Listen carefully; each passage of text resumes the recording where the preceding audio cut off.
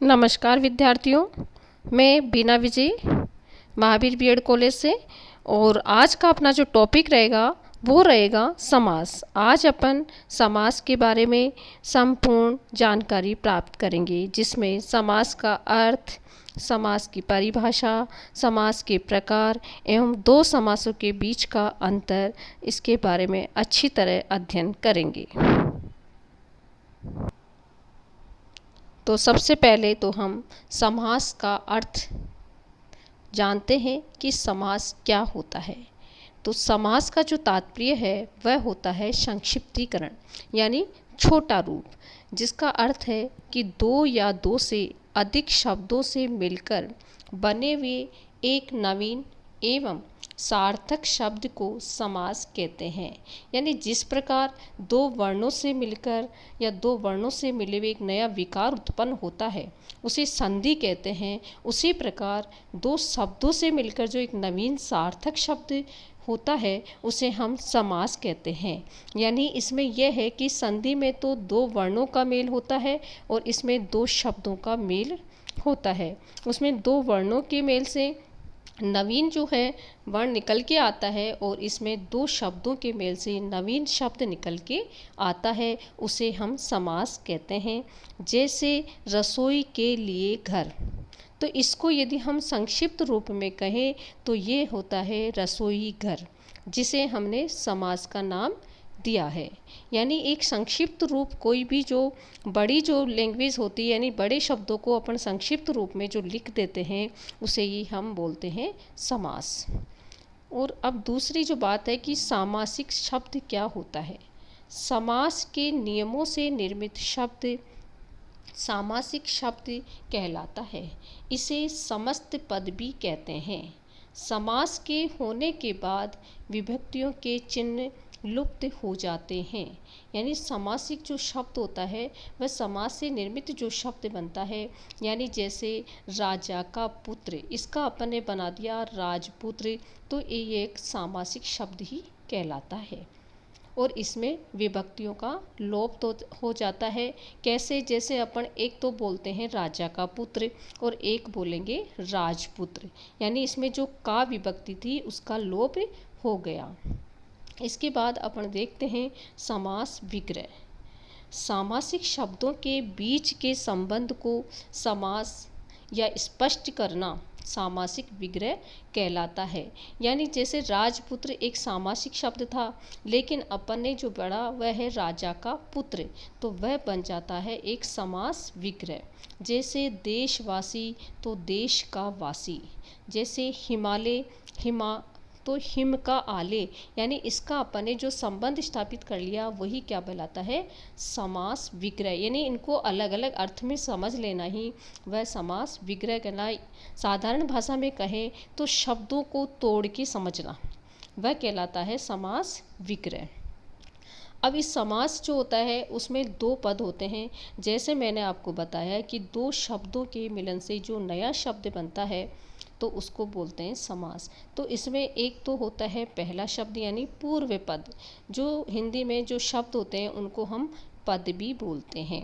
तो इसमें जो पहला होता है वह पहला पूर्व पद कहलाता है और बाद वाला जो शब्द होता है वह दूसरा पद या उत्तर पद भी कहते हैं। जैसे गंगा जल, यानी गंगा जल से तात्पर्य है, यानी गंगा ये पूर्व पद है और जल इसमें उत्तर पद कहलाएगा, यानी गंगा का जल। ये इसके दो शब्द हैं या दो पद होते हैं। अब जो हैं समास के भेद कितने होते हैं। समास सामान्यतः 6 प्रकार के माने जाते हैं। अव्ययी भाव समास, तत्पुरुष समास, कर्मधारय समास, द्विगु समास, द्वंद्व समास और बहुब्रीहि समास। अब हम एक एक समास को विस्तृत रूप से समझेंगे और एक एक के बारे में अध्ययन करेंगे। अब पहला जो समास है वह है अव्ययी भाव समास। यानी अव्ययी भाव, यानी इसके नाम से भी पता चल रहा है कि पहला शब्द जो अव्ययी हो, ये जो जिस सामासिक पद का पूर्व पद यानी पहला पद यानी पहला शब्द प्रधान हो तथा सामासिक पद अव्ययी हो उसे अव्ययी भाव समास कहते हैं। इस समास में समूचा पद क्रिया विशेषण अव्ययी होता है। यानी क्रिया विशेषण का मतलब होता है इसमें कोई परिवर्तन नहीं होता है, यानी पहला पद अव्ययी होता है, या उपसर्ग भी उन्हें कहते हैं। जैसे प्रतिदिन, यानी इस प्रति में कोई भी परिवर्तन अपन नहीं कर सकते। जैसे आमरण, आ एक उपसर्ग भी है या अव्यय भी है, तो आ शब्द इसमें कोई परिवर्तन नहीं कर सकते। जैसे यथा संभव, यथा ये भी एक अव्यय ही माना जाता है, यथा में अपन कोई परिवर्तन नहीं कर सकते। जैसे अपन प्रतिकूल, तो ये बन जाता है प्रतिकूल, यानी जो ये अव्यय हैं या जो उपसर्ग है इनमें अपन कोई परिवर्तन नहीं कर सकते, और ये प्रधान भी होते हैं जो इसका पूर्व पद माना जाता है। और अपन इनको उदाहरणों के माध्यम से देखते हैं। जैसे अनु प्लस रूप, तो ये बन गया अनुरूप। जैसे पेट भर, तो ये जो शब्द है वह भर पेट, यानी पेट भर के खाने वाला पेट भर, तो भर क्या है, एक अव्ययी शब्द है। जैसे आ जन्म, यानी आ क्या है, एक अव्यय भी है या आ उपसर्ग भी है, इनमें कोई परिवर्तन नहीं कर सकते। इनका जो अर्थ है आ जन्म का मतलब है जन्म से लेकर। यथा स्थान, यानी यथा में भी अपन कोई परिवर्तन नहीं कर सकते, तो ये बनता है स्थान के अनुसार। जैसे आमरण, यानी मृत्यु तक। अभूतपूर्व, यानी जो पहले नहीं हुआ है, अभूत भी एक अव्यय है। निर्भय, यानी निर एक उपसर्ग भी है और अव्यय भी है, यानी बिना भय का, यानी हम निर में कोई परिवर्तन नहीं कर सकते। निर्विवाद, यानी बिना विवाद के। निर्विकार, यानी बिना विकार के। प्रतिफल, यानी हर पल। अनुकूल, यानी मन के अनुसार, यानी मन के अनुसार अपने मन को मतलब किसी भी कार्य के अनुकूल अपने मन को बना लेना, वह कहलाता है अनुकूल।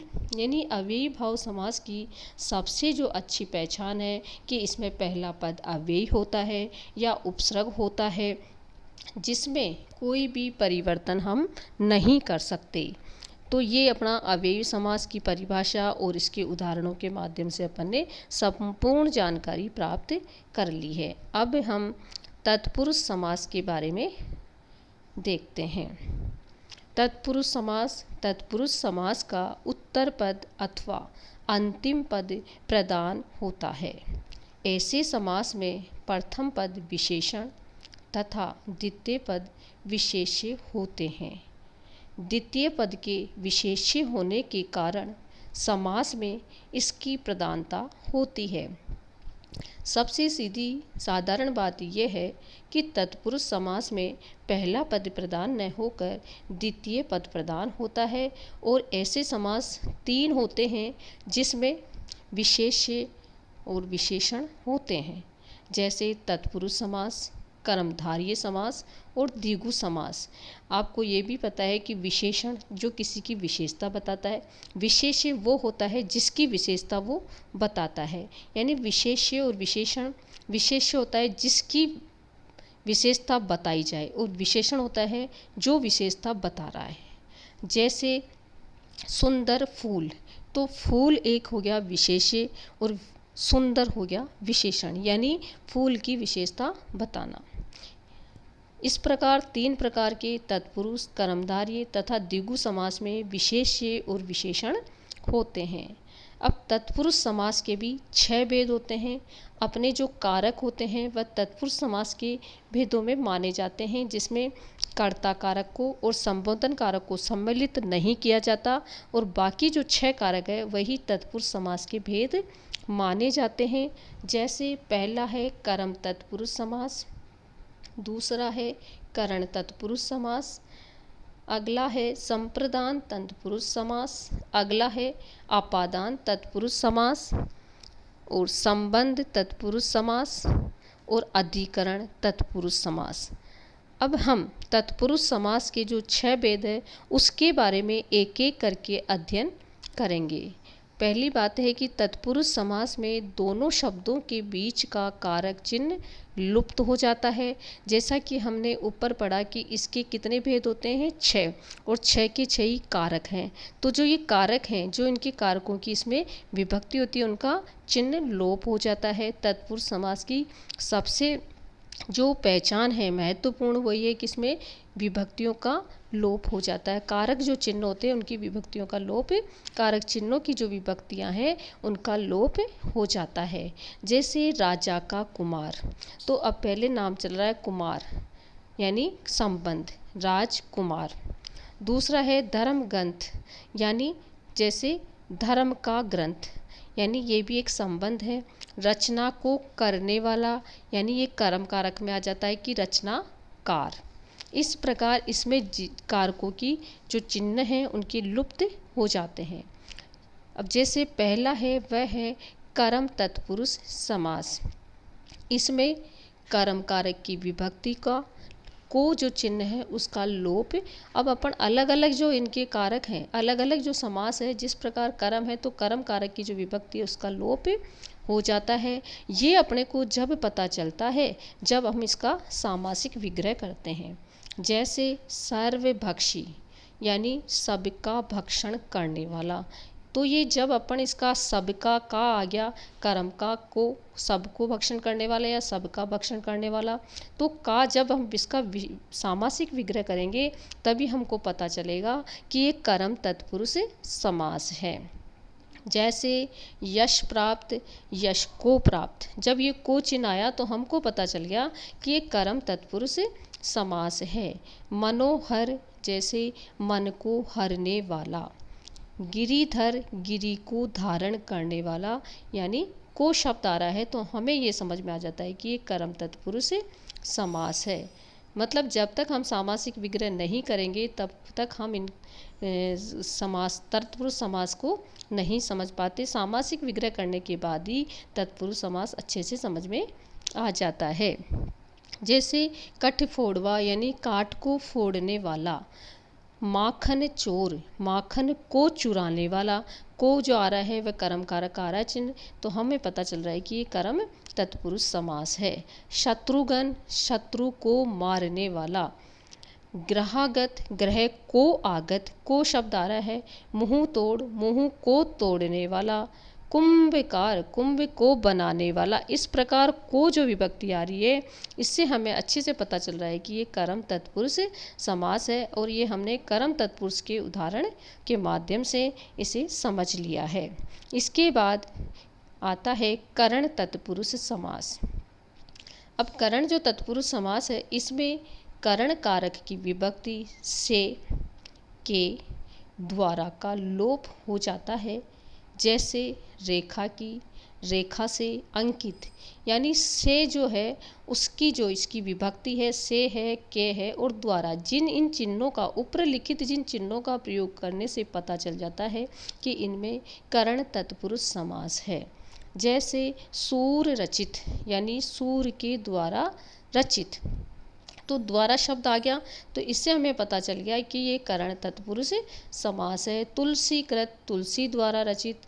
शोकग्रस्त, शोक से ग्रस्त, यानी दुख से ग्रस्त जो है।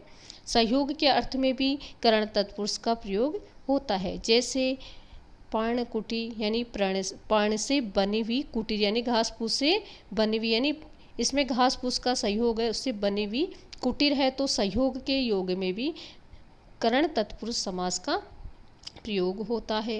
रोगातुर, यानी रोग से आतुर, यानी वह रोग से व्याकुल भी है, से आतुर भी है। अकाल पीड़ित, यानी अकाल से पीड़ित। कर्मवीर, यानी कर्म से वीर, यानी कर्म से वीर, वही सहयोग के अर्थ में जब कर्ण प्रयोग हो रहा है तो वह करण कारक या करण तत्पुरुष समास कहलाता है। रक्त रंजित, यानी रक्त से रंजित। जला अभिषेक, यानी जल से अभिषेक। करुणापूर्ण, यानी करुणा से पूर्ण। रोगग्रस्त, यानी रोग से ग्रस्त यानी रोग से, बीमारी से ग्रस्त। मदांत यानी मद से अंधा, यानी वह घमंड में चूर है, मतलब उसका भी वो अंधा किससे है, मद से। तो ये भी सहयोगी मानो एक बार उसके अंदर है। तो ये सब क्या है, करण तत्पुरुष के उदाहरण हैं। तो इन उदाहरणों के माध्यम से मैं समझती हूँ कि आप लोगों को करण तत्पुरुष समास अच्छी तरह समझ में आ रहा होगा। इसके बाद संप्रदान तत्पुरुष समास। अब इसमें संप्रदान कारक की विभक्ति के लिए लुप्त हो जाता है, यानी संप्रदान के लिए विभक्ति होती है। तो जब ये आता है तो इसमें के लिए की विभक्ति जो होती है उस पर लुप्त हो जाती है। जैसे अपन इसका उदाहरण देखेंगे तो हमें समझ में आएगा कि के लिए, जब हम इसके उदाहरणों के माध्यम से इसका सामासिक विग्रह करते हैं तब हमें पता चलता है कि कौन सा समास है। जैसे युद्ध भूमि। अब युद्ध भूमि शब्द है, ये क्या है, संक्षिप्तीकरण, यानी ये समास है। और जब हम इसका सामासिक विग्रह करते हैं तो युद्ध के लिए भूमि, यानी कोई भी जो समास है जब तक हम उसका सामासिक विग्रह नहीं करेंगे तो वो हमें समास अच्छे से पहचान में नहीं आ जाता। जैसे रसोई घर, यानी रसोई के लिए घर। अब यदि रसोई घर एक शब्द आ जाता है और हम यदि उसका एग्ज़ाम में भी, आजकल कंपटीशन एग्ज़ाम में भी जब इस समास का जब यदि क्वेश्चन आता है तो केवल ऐसे नहीं क्वेश्चन आते कि सत्य के लिए आग्रह, केवल आएगा सत्याग्रह। इसका हमें सामासिक विग्रह करके देखने के बाद ही हम इसका पता लगाएंगे कि इसमें कौन सा समास है और हम आसानी से उत्तर दे पाएंगे। जैसे हथकड़ी, तो हाथ के लिए कड़ी। देशभक्ति, देश के लिए भक्ति। धर्मशाला, धर्म के लिए शाला। अब हम ऐसे तो नहीं बोल सकते कि धर्म से शाला या धर्म से शाला, ये नहीं बोल सकते। तो इसका जो सही अर्थ निकलता है वह निकलता है धर्म के लिए शाला। तो अपने आप हमें समझ में आ जाता है कि के लिए शब्द होता है संप्रदान तत्पुरुष में। तो हम आसानी से ये आंसर दे सकते हैं। पुस्तकालय यानी पुस्तक के लिए आले। देवालय यानी देव के लिए आले। जैसे भिक्षाटन, भिक्षा के लिए आटन यानी ब्राह्मण, भिक्षा के लिए ब्राह्मण। राह खर्च यानी राह के लिए खर्च, यानी इसमें संप्रदान में के लिए किसके लिए खर्च, राह के लिए। जैसे विद्यालय यानी विद्या का आलय, यानी विद्या के लिए आलय, मतलब किसका घर है, विद्या के लिए है। विधान सभा यानी विधान के लिए सभा। इस प्रकार के लिए शब्द जब प्रयोग होता है तो इसमें संप्रदान तत्पुरुष ही होता है। इस प्रकार हम सामासिक विग्रह के माध्यम से अच्छी तरह समझ सकते हैं। इसके बाद आता है अपादान तत्पुरुष समास।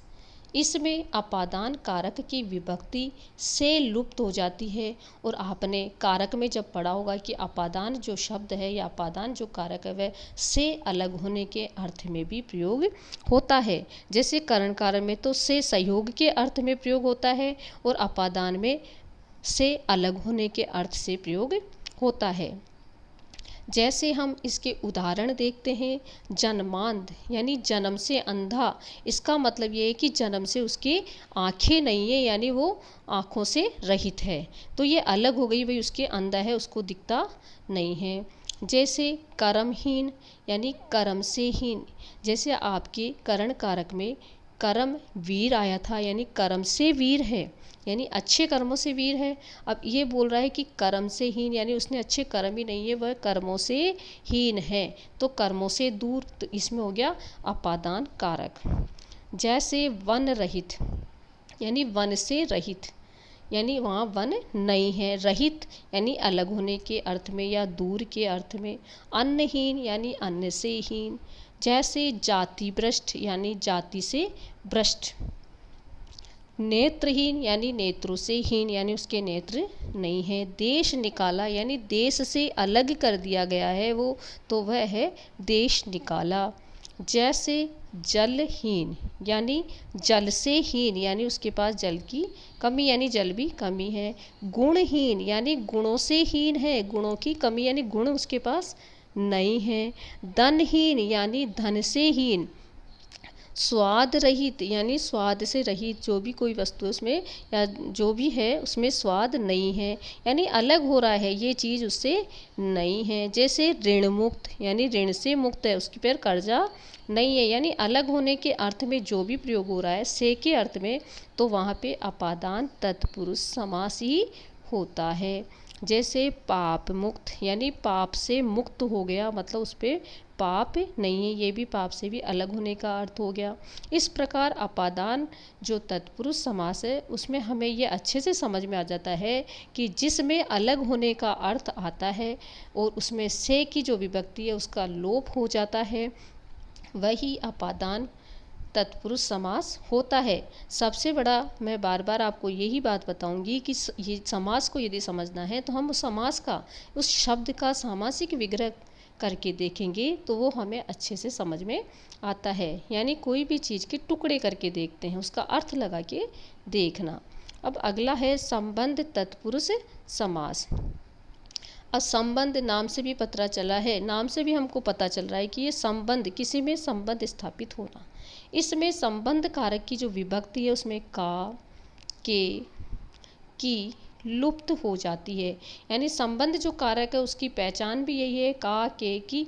तो ये विभक्ति जहाँ लोप हो गई, अब ये लोप होगी, ये तो हो जाती है, लेकिन जब तक हम इसका सामासिक विग्रह नहीं करेंगे तब तक हमें ये पता भी नहीं चलेगा कि कौन सा समास है। तो हम इनको उदाहरणों के माध्यम से देखते हैं।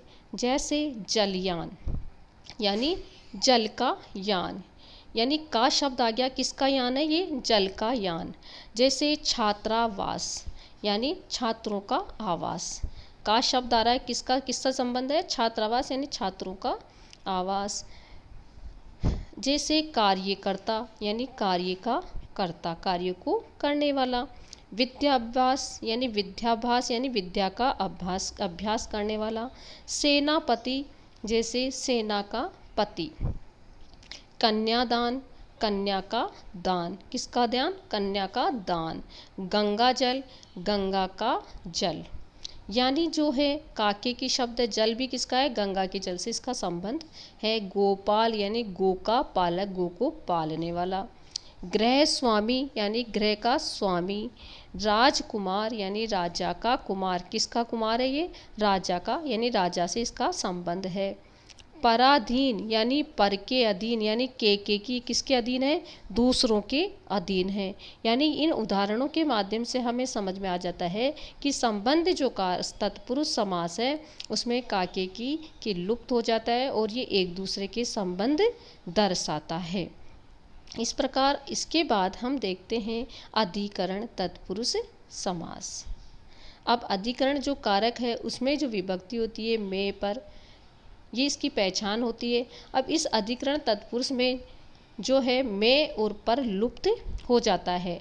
जब हम सामासिक विग्रह करते हैं जब भी हमें पता चलता है कि इसमें कहाँ पे में है और कहाँ पे पर है। तो जैसे हम इसके उदाहरण देखेंगे तो हमें पता चलेगा कि इसमें जैसे रणधीर यानी रण में धीर, यानी रण में धैर्य रखने वाला। तो एक एक उदाहरण हम देखेंगे। जैसे आप बीती, तो आप पर बीती, यानी स्वयं पर शब्द आ जाता है।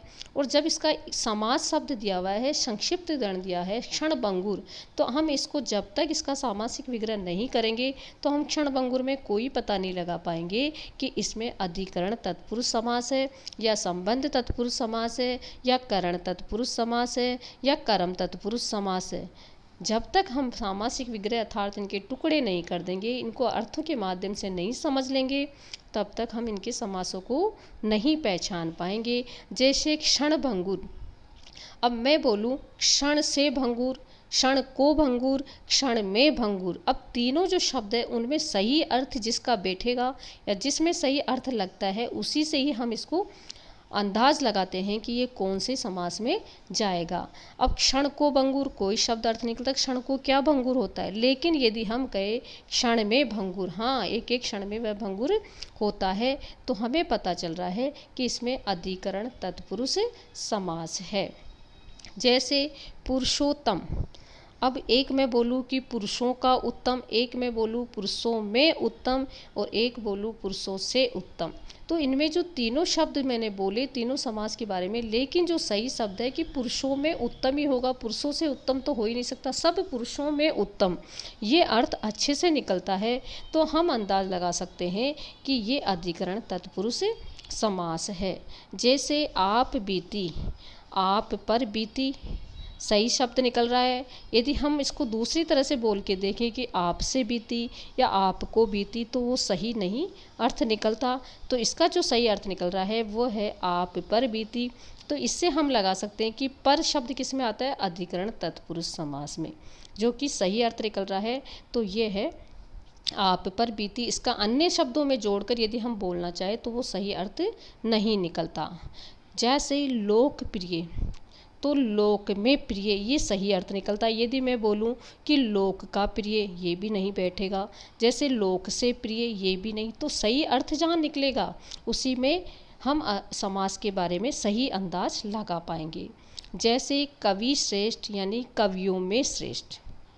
कृषि प्रधान, जैसे कृषि प्रधान यानी कृषि में प्रधान। कृषि प्रधान यानी कृषि करने में हमारा प्रधान है, जैसे हमारा देश कृषि प्रधान है तो कृषि में ये आगे है।